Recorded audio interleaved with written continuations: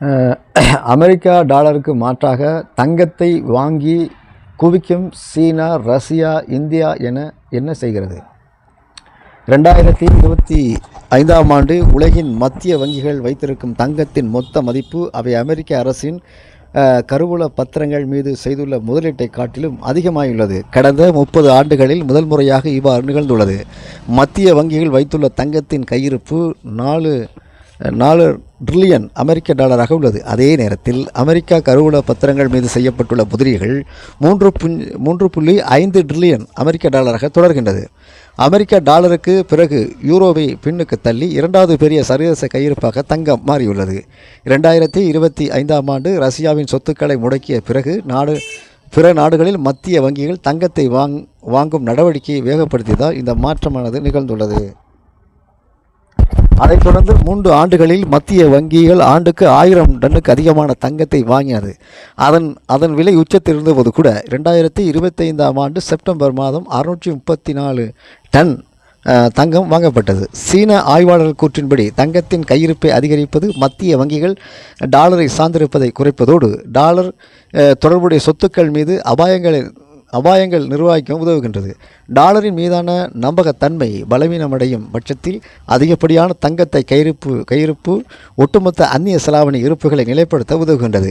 2025ஆம் ஆண்டு செப்டம்பர் நிலவரப்படி சீனாவில் அந்நிய செலாவணி கையிருப்பில் தங்கத்தின் இருப்பு 7.6% உள்ளது. அடுத்தபடியாக ரஷ்யா மற்றும் இந்தியாவின் சர்வதேச கையிருப்பில் தங்கத்தின் பங்கு முறையே 41.3% மற்றும் 13.57% உள்ளது.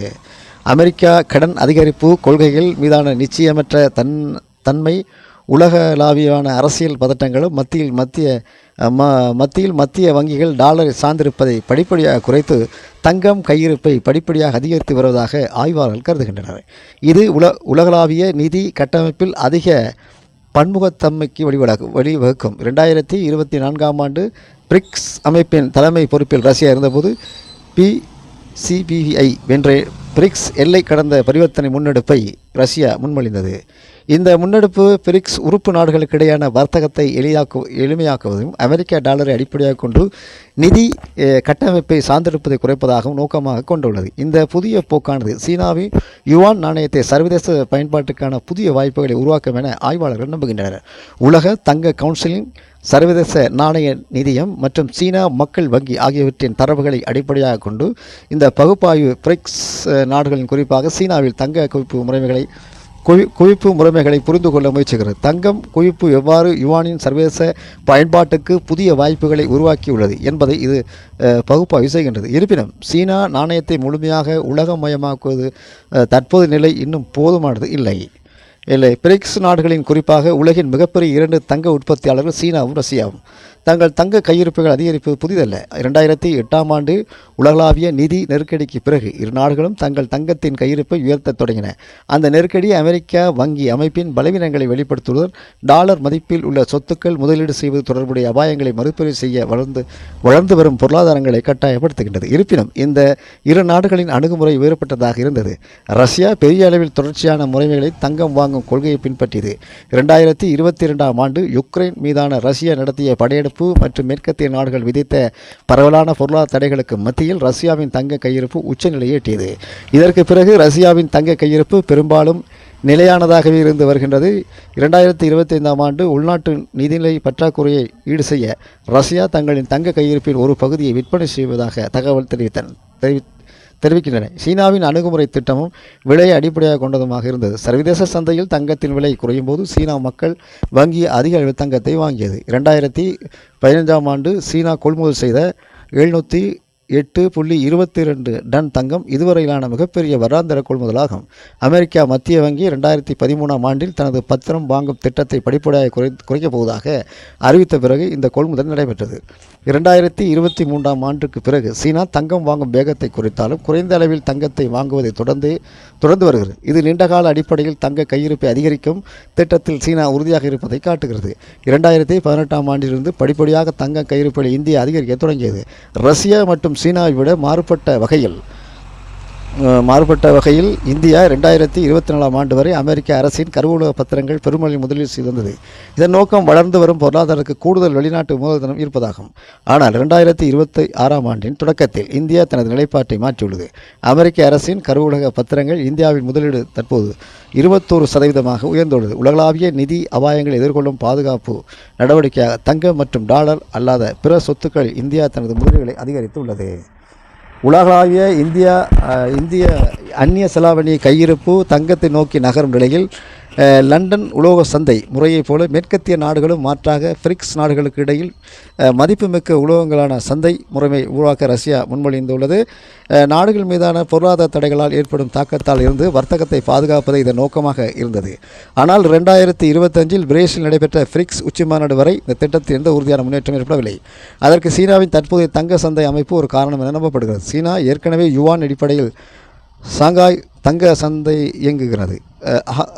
ஹாங்காங்கில் சர்வதேச தங்க வர்த்தக மைய நிறுவனம் நிறுவ சீனா திட்டமிட்டுள்ளது. இதனால் புதிய பிரிக்ஸ் பரிவர்த்தனை மையத்தை உருவாக்குவதற்கு பதிலாக உலக சந்தையில் சீனாவுக்கு ஏற்கனவே உள்ள அமைப்பை பயன்படுத்துவ நடைமுறைக்கு எளிமையானதாக கருதப்படுகிறது.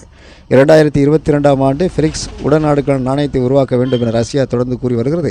இதில் தங்கம் அல்லாத பிற பொருட்களுடன் இணைக்கப்பட்ட ஒரு நாணயம் குறித்து யோசனைகளும் அடங்கும். ஆனாலும் இந்த அனைத்து முன்மொழிகளுக்கும் தற்போது வரை விவாத நிலையில் உள்ளன. விரிவாக பார்க்கும்போது பொருளாதார வளர்ச்சி நிலையில் உள்ள வேறுபாடுகள், கொள்கை முன்னுரிமைகள் மற்றும் வெளிநாட்டு கொள்கை அணுகுமுறைகள் ஆகியவை பிரிக்ஸ் நாடுகளுக்கு இடையிலான ஒருங்கிணைப்பை மட்டுப்படுத்தியுள்ளன.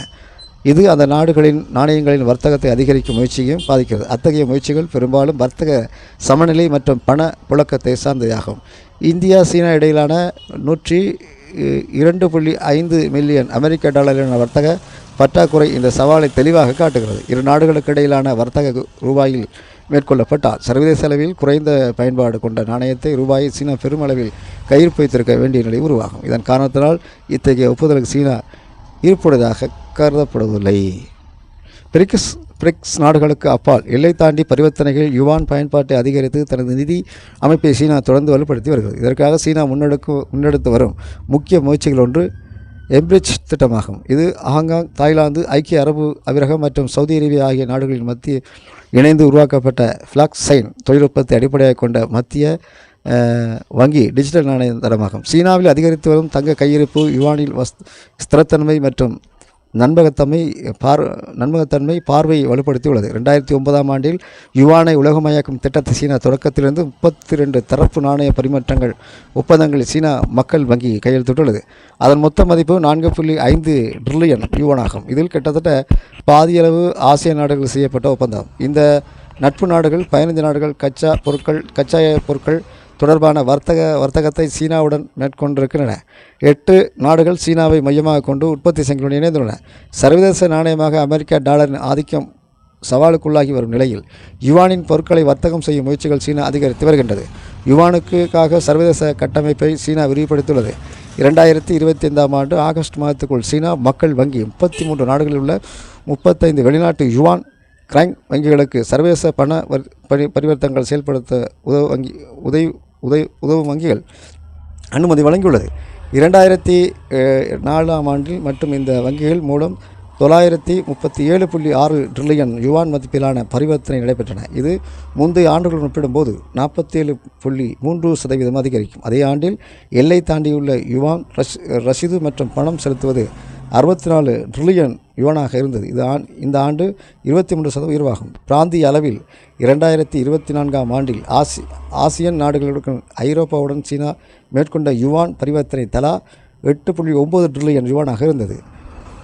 ஆசியன் பிராந்தியத்தில் யுவான் பரிவர்த்தனை வளர்ச்சி 50% இருந்த நிலை ஐரோப்பாவில் 13.1% மட்டும் இருந்துள்ளது. 2017ஆம் ஆண்டில் தொடக்கப்பட்ட சீனாவின் எல்லை கடந்த வங்கிகளுக்கு இடையிலான பரிவர்த்தனை அமைப்பு 2020 ஆண்டின் இறுதிக்கு மொத்தமாக சுமார் 6000 டிரில்லியன் யுவான் மதிப்பிலான பரிவர்த்தனை கையாளும் என கணக்கிடப்பட்டுள்ளது. இத்தகைய சாதனைகள் இருந்தபோதிலும் உலகளவில் மத்திய வங்கிகளின் அந்நிய செலாவணி கையிருப்பு யுவானில் பங்கு இன்னும் குறைவாக உள்ளது. 2024ஆம் ஆண்டில் அது வெறும் 2.6% இருந்தது. 2024ஆம் ஆண்டு நவம்பர் நிலவரப்படி உலகளாவிய பரிவர்த்தனை யுவானின் பங்கு 2.94% இருந்தது. ஒரு நாணயத்தின் சர்வதேச மயமாக்கல் பொதுவாக வர்த்தகத்துக்கு பயன்படுத்துவது மத்திய வங்கிகள் அந்நிய செலாவணி கையிருப்பு, அதன் நிலை, விலை நிர்ணயத்தின் பங்கு, முதலீடு மற்றும் நிதி திரட்டலுக்கு ஏற்றுக்கொள்ளப்படுதல் ஆகியவற்றின் அடிப்படையில் மதிப்பிடப்படுகின்றது.